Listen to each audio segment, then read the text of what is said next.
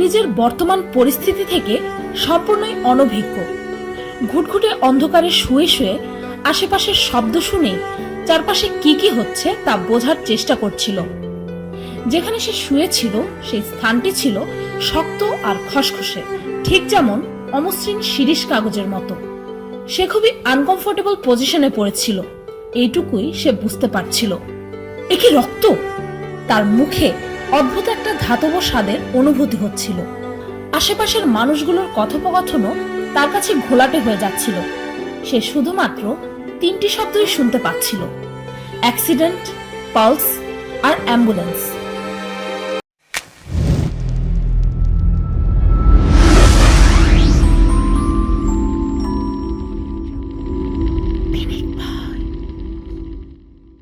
ফিহা অনেক ভয় পেয়েছিল। সে মনে করার চেষ্টা করছিল যে তার সাথে কি হয়েছিল, তার এই অবস্থা কি করে হলো, কিন্তু সে কিছুই মনে করতে পারছিল না। তার চেনা সেই পৃথিবীটা তার কাছ থেকে অনেক অনেক দূরে চলে যাচ্ছিল, আর মৃত্যুর ভাবনা যেন তাকে গ্রাস করে ফেলছিল। না না, আমি এত কম বয়সে কিভাবে মরতে পারি? আমার বয়স মাত্র 19। এখনো তো আমার সামনে আমার সারা জীবন পড়ে আছে। এখনো আমি পিরামিড দেখিনি, মাউন্ট এভারেস্ট দেখিনি, নীলাকে নিয়ে বান্দরবানের নীলাচল দেখিনি, ওকে নিয়ে তো ওয়ার্ল্ড ট্যুরে যাব। কিছুই তো হলো না। এমন সময় একজন ডাক্তার বলে উঠল, আপনি উত্তেজিত হবেন না, সব ঠিক আছে, রিল্যাক্স, ভেঙে পড়বেন না। আমার সাথে কথা বলার চেষ্টা করুন, নিজের সম্পর্কে কিছু একটা বলার চেষ্টা করুন, আর আমার কথা বুঝতে পারলে 2 বার পলক ফেলুন। জলদি! ডাক্তারটি চেঁচিয়ে উঠল, আর ততক্ষণে অ্যাম্বুলেন্সও এসে পড়েছে।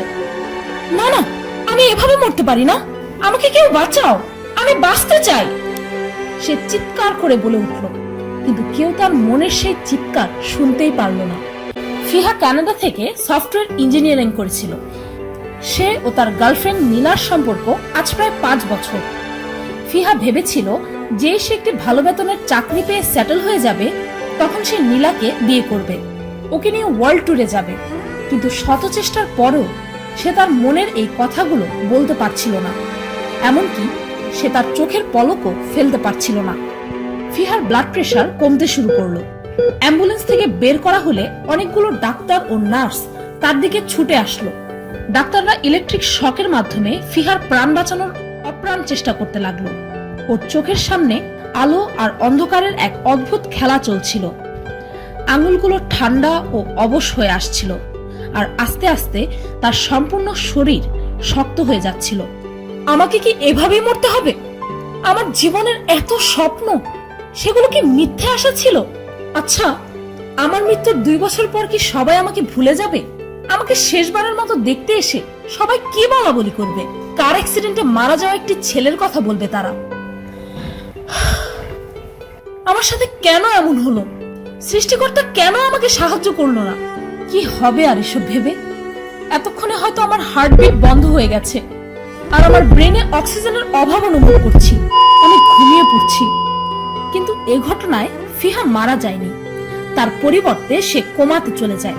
সে সময় তার ফ্যামিলি মেম্বার ও বন্ধু বান্ধবরা তাকে দেখতে আসতো, আশেপাশে কি হচ্ছে তা জানাতো, তার সাথে সুখ দুঃখের সবকিছুই শেয়ার করত। কিন্তু ফিহা তো অন্য এক জগতে ছিল, জীবন ও মৃত্যুর মাঝখানে। সেই অবস্থায় সে নিজেকে একটি পার্কের বেঞ্চে বসে থাকতে দেখলো। সেখানে সে একটি ছোট্ট ছেলে ও মেয়েকে সিসো গেম খেলতে দেখে। সেই বাচ্চাগুলোর কাছে সে জানতে চাইলো যে এটা কোন জায়গা। প্রথমে বাচ্চাগুলো তার দিকে তাকালোই না। ফিহা ভাবলো হয়তো তারাও জীবন মৃত্যুর মাঝখানেই ছিল। সেই বাচ্চাগুলোর কাছে গিয়ে সে কথা বলার অনেক চেষ্টা করলো, কিন্তু তারা নিজেদের খেলায় মগ্ন ছিল। কিছুক্ষণ পর ছোট্ট সেই ছেলেটি অবশেষে ফিহার দিকে নজর দিল। ছেলেটি বলল, হ্যালো, আমি হচ্ছে মৃত্যু, আর ওই যে দেখো আমার বোন জীবন। তারা কোনোভাবেই তাদের খেলা থামাচ্ছিলই না। এই সিসো খেলার মধ্যে তারা দুজনেই উপরের দিকে ওঠার চেষ্টা করছিল। মৃত্যু নামক সেই ছেলেটি ফিহাকে বলল, যদি সে আর তার বোন এই খেলা থামিয়ে দেয় তাহলে সৃষ্টি ধ্বংস হয়ে যাবে। মৃত্যু বলল, এই প্রাণীকুলের অস্তিত্ব হচ্ছে আমাদের এই খেলার পরিণাম, আর তোমার অস্তিত্ব আমাদের এই খেলার উপরই নির্ভর করছে। তোমার অস্তিত্বের জন্য জীবন ও মৃত্যু দুয়েরই প্রয়োজন আছে। তবু কেন জানি মানুষ জীবনকে ভালোবেসে মৃত্যুকে অবজ্ঞা করে। কেন? তোমরা কেন আমাদেরকে এক মনে করতে পারো না? মরে যাওয়া বলতে কিছুই নেই, আমি নিজেই তো মৃত্যু। কিন্তু দেখো, আমি জীবনের সাথে খেলা করছি। আর ওইদিকে মেয়েটি বলল, আমি জীবন, তবুও আমি মৃত্যুর সাথে খেলা করছি। আমাদেরকে আলাদা করা অসম্ভব। আমরা হচ্ছে সাদা ও কালো, আর দুজনে মিলে এই পৃথিবীর সমস্ত রঙের সৃষ্টি করি। আমরা শব্দ, আবার আমরাই নিস্তব্ধতা, আর দুয়ে মিলে এই পৃথিবীর সকল সঙ্গীত রচনা করি। তোমরা মানুষেরা অনেক আগে থেকে আমাকে আমার ভাইয়ের থেকে আলাদা করার নতুন নতুন ফন্দি বের করছো। তোমরা আমার ভাই মৃত্যুকে ভয়ঙ্কর ও কুৎসিত রূপে উপস্থাপন করেছো। জীবন বলল, আমরা যা করছি সেটাই হচ্ছে সৃষ্টির নিয়ম। আর এই মহাবিশ্বেরই ছোট্ট একটি অংশ তুমিও আমাদের মতো এই একই খেলা খেলছো। এটি জীবন ও মৃত্যু দুয়েরই বাসস্থান। এই খেলাটি শুরু হয়, মাঝে মাঝে মনে হয় সবকিছু ঠিকঠাক আছে, আবার কখনো কখনো মনে হয় যে কিছুই ঠিক নেই। তারপর এক সময় এটি শেষ হয়ে যায়। আর যদি এই খেলাটি কখনো শেষই না হতো, তাহলে এই জীবন মৃত্যুর খেলার কোনো অর্থই থাকতো না। আর যখন একজনের জন্য এই খেলাটি শেষ হয়ে যায়, তখন আরেকজনের জন্য এই খেলাটি শুরু হয়ে যায়। কিন্তু তোমরা মানুষেরা মরতেও পারছো না, আবার ঠিক মতো বাঁচতেও পারছো না। তোমরা বেঁচে থাকার চাহিদা নিয়ে কোনো মতে টিকে থাকছো। তোমাদেরকে টিকে থাকতেই হবে। তোমরা হার মানতে পারো না। কেন? কারণ এই মৃত্যু ভয়ে তোমরা শুধুমাত্র বেঁচে আছো, জীবনের আসল স্বাদ নিতে পারছো না, কোনো কিছু উপভোগ করতে পারছো না, সবকিছুতে ভয় পাচ্ছ। আর মরে যাওয়ার ঠিক আগ মুহূর্তে তোমরা আফসোস করো এই ভেবে যে জীবনটাকে উপভোগ করাই হলো না। তুমি ওয়ার্ল্ড ট্যুরে না যাওয়ার কথা ভেবে আফসোস করছো, কারণ তুমি ভেবেছিলে যে এগুলো করার জন্য যথেষ্ট সময় আছে। আচ্ছা, তুমি কি বলতে পারো যে ঠিক কতটুকু সময় যথেষ্ট? জীবন বলল, ভবিষ্যৎ হচ্ছে এই পৃথিবীর সবচাইতে সুন্দর মিথ্যা। কেউ কখনোই ভাবে না যে একদিন সে ও তার আশেপাশে সবাইকে মরতে হবে। ফিহা, তুমি কি এই চরম সত্যটা মেনে নিয়েছিলে? তোমরা কি বুঝতে পারো যে মৃত্যু অনিবার্য? না, মোটেও পারো না। যদি মৃত্যুকে তোমরা মেনে নিতে পারতে, তবে তোমরা তোমাদের জীবনের প্রতিটি মুহূর্ত উপভোগ করতে। তুমি তোমার পরিবার ও বন্ধু বান্ধবদের অনেক অনেক ভালোবাসতে। তুমি কি আদৌ তাদের ভালোবেসেছিলে? তুমি কি তোমার জীবনের প্রত্যেকটি মুহূর্ত উপভোগ করেছো? তুমি শ্বাস নিচ্ছিলে, অনুভব করছিলে, দেখতে পাচ্ছিলে, শুনতে পাচ্ছিলে, ঘ্রাণ ও স্বাদ নিতে পারছিলে।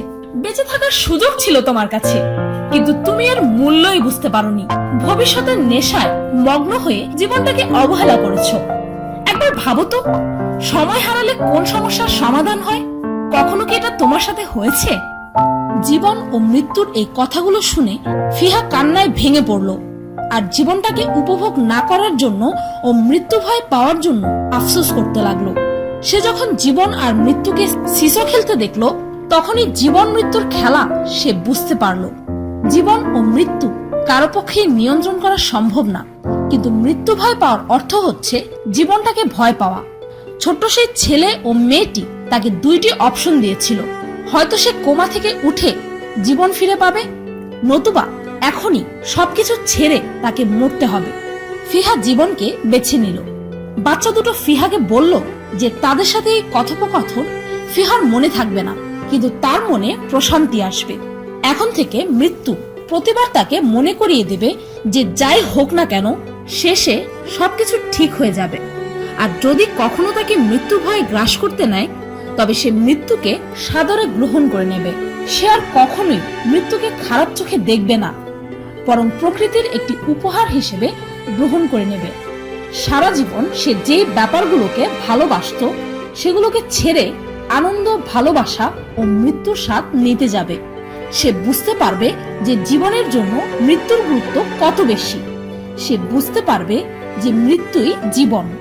একসময় জীবন হাততালি দিল, আর ফিহা হঠাৎই কোমা থেকে জেগে উঠল, আর তার আপনজনদের সাহায্যে খুব শীঘ্রই সুস্থ হয়ে উঠল।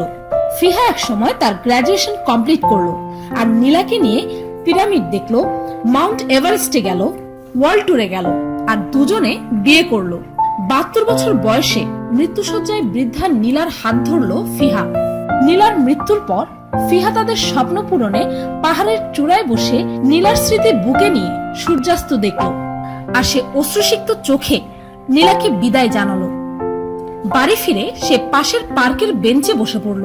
বিকেলের সেই উজ্জ্বল রোদেলা আবহাওয়াটাকে উপভোগ করছিল সে। হঠাৎই সেখানে সে ছোট্ট দুইটি ছেলে মেয়েকে সিসো খেলাটি খেলতে দেখলো। তারা অতীতের অনুতাপ, বর্তমানের সমস্যা আর ভবিষ্যতের চিন্তা থেকে মুক্ত হয়ে নিজ মনে নিজ খেলায় মগ্ন ছিল, যেন তারা সময়ের ঊর্ধ্বে অন্য এক জগতে ছিল। তাদের সেই খেলা দেখে ফিহা অদ্ভুত এক প্রশান্তি অনুভব করলো। ঠিক সেই মুহূর্তেই সে প্রশান্তিতে মন থেকে মৃত্যুর স্বাদ নিতে চাইছিল।